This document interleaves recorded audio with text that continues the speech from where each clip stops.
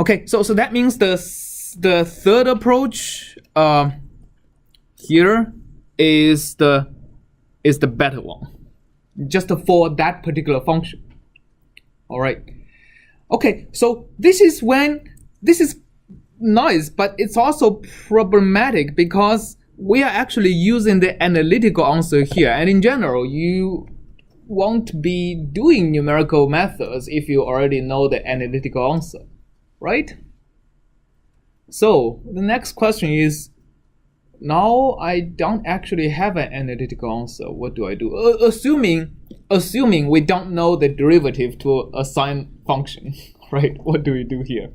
Even if we know the actual analytical solution, is there a way of predicting, without doing the actual, like calculating the errors, predicting which method would suit our function better without actually going? That's a very good question. We'll answer that like right after this. Well, let me actually answer that first, right? So without, even though we know the analytical function, how do we know which method is better for general analytical functions? So it's not always the third one that's better for all functions, right? Yeah, is it always the third one is better for all functions? What do you guys think? Yes? If your function is changing rapidly, the third one might not be the best. The third one might not be the best because you are taking the slope over a bigger region, right? Intuitively, that's correct. Exactly, I like the way you think. But like, how do you formalize it? So actually, the answer to these two questions are actually the same answer. One question is if you don't know the analytical answer, how do you assess the accuracy, right? Two is, even if you are looking at analytical functions, how do you know which method is better in general? They're actually the same answer. The answer lies in, again, as you refine the grid, as you make delta t smaller and smaller, you want to know how these different methods are performing better and better. All right. So this is the common answer to these two questions because, first of all, if you have analytical answer, if you have analytical functions, you can actually do some math that's called Taylor series analysis. We'll show that a little bit later. That can tell you exactly how the answer gets better as your delta t goes smaller.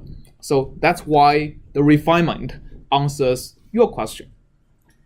How does refinement answer the question of, in the case you don't know the analytical answer, what do you do?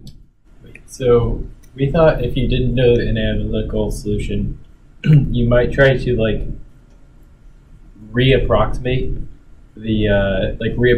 from your derivative to see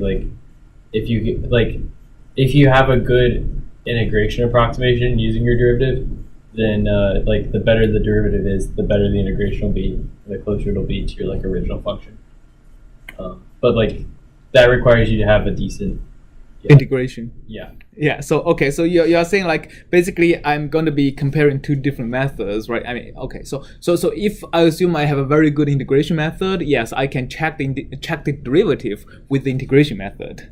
Let's stay in the derivative for now because integration actually is more difficult than computing the derivative. So let's let's not assume we have a perfect integration method yet. Yes. Can we just use the same Taylor series but take it as a minus to the other side?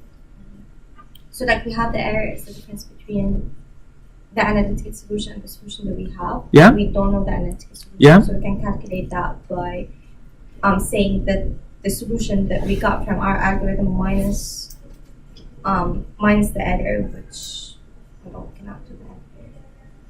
I'm just trying to see if we can use Taylor series but on the other side. Okay, can we somehow think of the concept of refinement?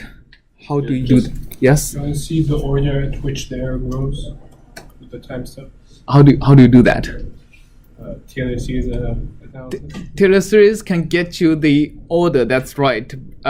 Taylor series can get you basically the order, which means how does a answer gets better as you take smaller delta t. Right, let me show that first. And maybe the question of if I don't know the analytical answer, what do I do is going to loom in your mind, and maybe it'll be coming a, okay. So how do you analyze the accuracy of your algorithm?